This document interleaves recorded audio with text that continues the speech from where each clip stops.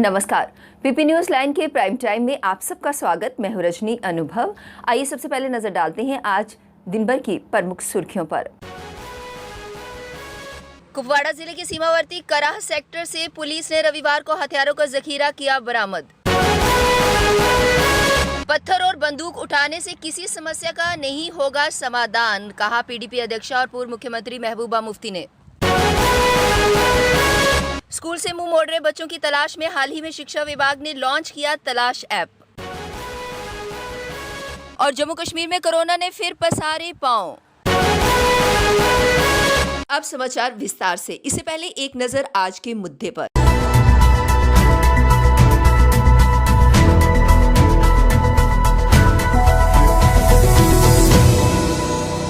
13 अप्रैल से जम्मू में जो बैसाखी मेला लगता है उसका एक बहुत ही बड़ा महत्व है।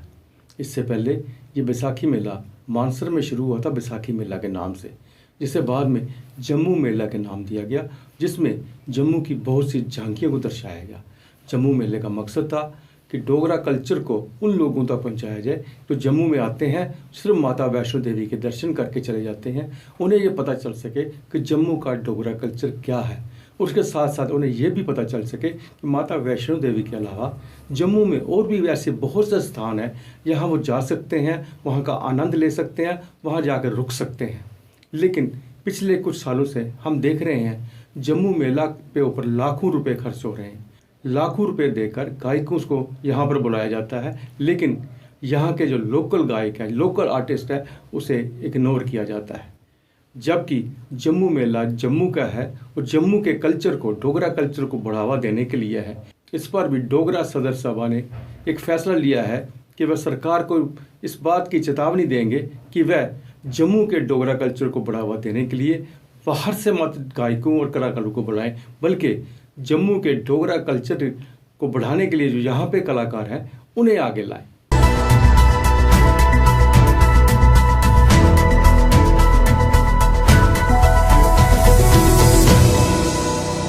उत्तरी कश्मीर के कुपवाड़ा जिले के सीमावर्ती कराह सेक्टर से पुलिस ने रविवार को हथियारों का जखीरा बरामद कर इलाके में अशांति फैलाने की बड़ी साजिश को नाकाम कर दिया है। इसमें 5 AK-47 राइफलें, 7 पिस्तौल और भारी मात्रा में कारतूस शामिल हैं। इस मामले में कुछ संदिग्ध लोगों को हिरासत में लेकर पूछताछ की जा रही है। कुपवाड़ा के SSP डॉक्टर GV सुदीप चक्रवर्ती के अनुसार एक गुप्त सूचना मिलने के बाद पुलिस ने धानी ताड़ क्षेत्र में सेना के साथ मिलकर संयुक्त रूप से तलाशी अभियान चलाया। इसी दौरान एक ठिकाने से भारी मात्रा में हथियार और गोला बारूद बरामद किए गए। इसमें 6 मैगजीन, 5 AK-47 राइफल, 7 पिस्टल और इसकी 9 मैगजीन के साथ भारी मात्रा में गोला बारूद शामिल है। पुलिस ने इस मामले में करनाह थाने में मामला दर्ज कर लिया है। पुलिस अब इस बात का पता लगाने में जुटी है कि यह हथियार किस संगठन ने किस उद्देश्य से यहाँ पहुँचाए थे। जम्मू कश्मीर में हर साल हजारों बच्चे स्कूल की पढ़ाई से मुंह मोड़ रहे हैं। 2015 से लेकर 2020 तक पहली से 8वीं तक के 27,000 से ज्यादा बच्चे स्कूल छोड़ चुके हैं। वर्ष 2015 में 6,200 बच्चों ने स्कूल जाना छोड़ दिया। 2020 में 2,900 बच्चों ने स्कूल की पढ़ाई छोड़ी। स्कूल छोड़ने वालों में सबसे ज्यादा सीमावर्ती इलाकों के बच्चे शामिल हैं। यहाँ पाकिस्तानी गोलाबारी से आए दिन स्कूल बंद रहते हैं। अब तो संघर्ष विराम समझौते के बाद कई दिनों से गोलाबारी नहीं हुई। अगर आगे भी हालात ऐसे ही रहे तो स्कूल जाने वाले बच्चों की संख्या बढ़ेगी। 2020 में कोरोना महामारी के चलते लगे लॉकडाउन से स्कूल बंद रहे, इसके चलते भी बच्चों की संख्या घटी। इसके अलावा शिक्षा विभाग ने हाल ही में तलाश ऐप भी लॉन्च किया है, जो स्कूल छोड़ने वाले बच्चों की तलाश कर उन्हें पढ़ाई से जोड़ेगा। राष्ट्रीय जांच एजेंसी ने पीडीपी के युवा नेता वहीदुर रहमान पारा पर हथियारों की तस्करी और टेंडर फंडिंग के आरोप लगाए हैं। जम्मू कोर्ट में दाखिल पूरक आरोप पत्र में NIA ने कहा कि पारा ने वर्ष 2010 में कश्मीर घाटी में 20 से 25 युवाओं का ग्रुप बनाकर हिंसा भड़काने के लिए पत्थरबाजी करवाई थी। गौरतलब है कि माछिल में 3 युवकों की मौत के बाद हिंसा में 126 लोगों की मौत हुई थी। आरोप पत्र के अनुसार पारा प्रतिबंधित पाकिस्तानी आतंकी संगठन का एजेंडा आगे बढ़ाने के लिए जम्मू कश्मीर के अहम संस्थानों में उनकी राह बनाने की साजिश में शामिल था। आतंकी फंडिंग केस में हाल ही में जांच एजेंसी ने जम्मू कोर्ट में पूरक आरोप पत्र दायर किया है। इस मामले में पूर्व DSP देवेंद्र सिंह भी आरोपी था। पारा वर्तमान में न्यायिक हिरासत में है। पत्थर और बंदूक उठाने से किसी समस्या का समाधान नहीं होगा। हम अपनी बात शांतिपूर्ण तरीके से रख सकते हैं। कुछ लोग चाहते हैं कि घाटी के लोग बंदूक उठाएं ताकि यहाँ के युवाओं पर पीएसए लगाया जा सके। ये बात पीडीपी अध्यक्ष और पूर्व मुख्यमंत्री महबूबा मुफ्ती ने रविवार को यहाँ कार्यकर्ताओं को संबोधित करते हुए कही। उन्होंने कहा कि पाकिस्तान के सेनाध्यक्ष कमर जावेद बाजवा कहते हैं कि हम शांति चाहते हैं, लेकिन हम भाजपा से कहते हैं कि बातचीत के सभी रास्तों को खोला जाए। जम्मू कश्मीर का साल 2014-2019 के बीच कुल खर्च 34,550 करोड़ रुपए से बढ़कर 64,572 करोड़ हो गया है। इस खर्च में राजस्व खर्च, पूंजी खर्च और ऋण व जमा की धनराशि शामिल है। नियंत्रक एवं महालेखा परीक्षक की रिपोर्ट में इसका जिक्र है। संसद में हाल ही में पेश सामाजिक, सामान्य, आर्थिक व राजस्व में 31 मार्च 2019 तक की सीएजी रिपोर्ट में कहा है, साल 2018-19 के दौरान बजट का अनुमान 1,11,850 करोड़ था, जिसमें से खर्च 95,386 करोड़ था। साल 2014 में बजट अनुमान 53,897 करोड़ था और असल खर्च 62,296 करोड़। ट्यूलिप महोत्सव सिर्फ ट्यूलिप बाग में दिन के उजाले तक ही सीमित नहीं रहेगा। सूर्यास्त होते ही शेर कश्मीर इंटरनेशनल कन्वेंशन सेंटर में साउंड एंड लाइट शो भी होगा। संगीत की तरंगों पर फव्वारे भी पानी की हल्की फुवार छोड़ेंगे। एशिया का सबसे बड़ा ट्यूलिप बाग श्रीनगर में जबरबान की पहाड़ियों की तलहटी में है। इसमें 64 लाख ट्यूलिप हैं। ये बाग 25 मार्च को आम लोगों के लिए खोला गया। उपराज्यपाल मनोज सिन्हा के सलाहकार बसीर अहमद खान ने बैठक में ट्यूलिप महोत्सव की तैयारियों का जायजा लिया। जम्मू कश्मीर में कोरोना फिर से पांव पसारा है। रविवार को केंद्र शासित प्रदेश में 300 नए मामले सामने आए, साथ ही 4 लोगों की मौत भी हुई है। इसके साथ प्रदेश में सक्रिय मरीजों की संख्या 2,122 तक पहुंच गई है। अब तक 1,29,993 लोग कोरोना संक्रमित हो चुके हैं, जबकि 1,999 लोगों की मौत हो चुकी है। इससे पहले शनिवार को 271 नए मामले सामने आए थे। कश्मीर में एक व्यक्ति की मौत भी हुई है। विशेषज्ञों के अनुसार अप्रैल में टेस्टिंग बढ़ाने से कोरोना संक्रमितों में तेजी से इजाफा हो सकता है। ज्यादा संक्रमण वाले इलाकों को कंटेनमेंट जोन में तब्दील करने में विचार किया जा रहा है। स्वास्थ्य विभाग से क्षेत्रवार मामलों का ब्यौरा मांगा गया है। मुख्य चिकित्सा अधिकारी जम्मू डॉक्टर जेपी सिंह के अनुसार रैपिड के साथ आरटीपीसीआर टेस्टिंग बढ़ाई गई है। कई स्थानों पर रैंडम सैंपलिंग की जा रही है। स्कूलों में भी स्टाफ की टेस्टिंग करवाई जा रही है।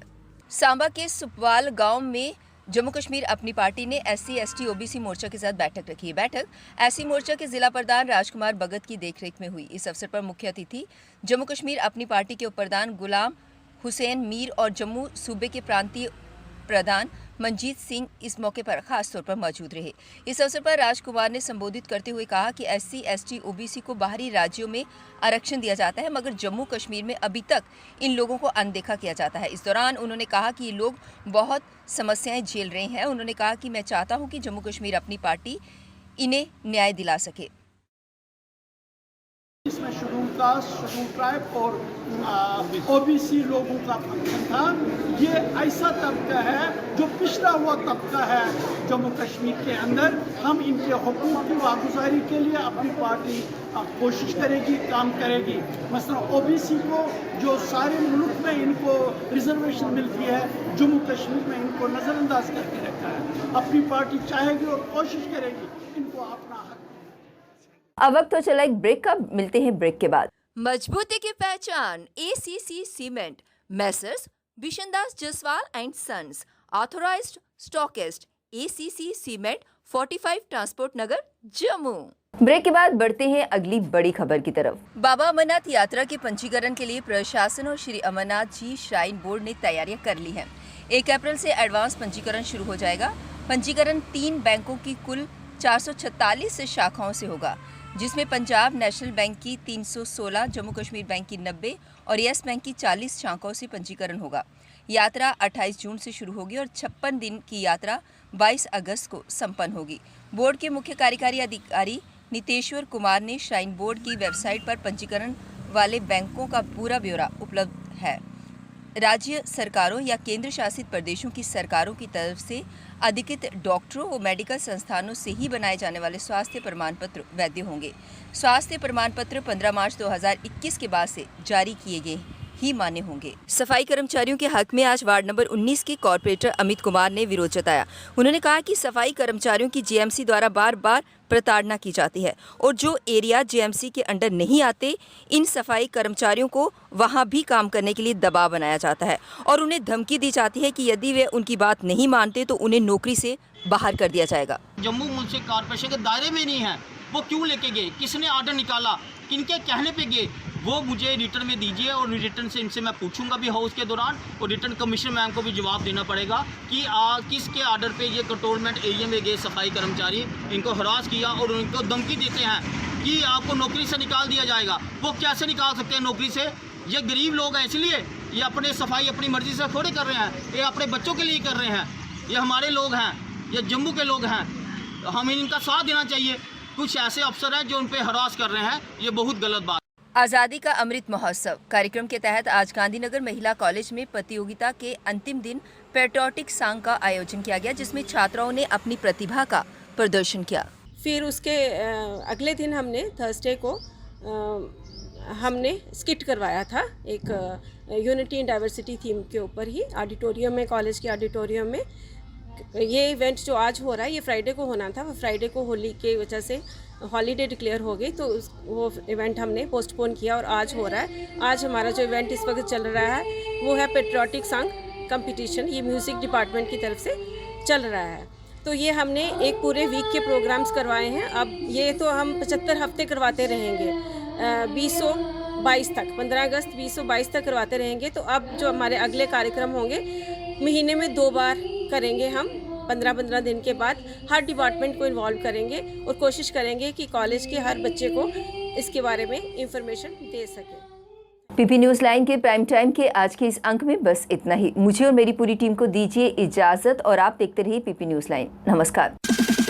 जम्मू में आई टेस्टिंग की साइंटिफिक और मॉडर्न टेक्नोलॉजी के लिए हमेशा याद रखें जेम ऑप्टिशियंस, जहां पर रखा जाता है आपकी हर जरूरत का ख्याल। Gem opticians with the facility of eye exercise, A scan, biometry, pachymetry और ऑटोमेटेड फील्ड एनालाइजर। और हाँ, हमारे यहाँ बढ़िया क्वालिटी के ब्रांडेड स्पेक्टिकल्स, सनग्लासेस और कॉन्टेक्ट लेंसेज मिलते हैं। आपका भरोसेमंद एक ही नाम, Gem opticians, Gandhinagar. Gem opticians, Nai Basti. Gem opticians, Amphalla. Gem opticians, Trikuta नगर।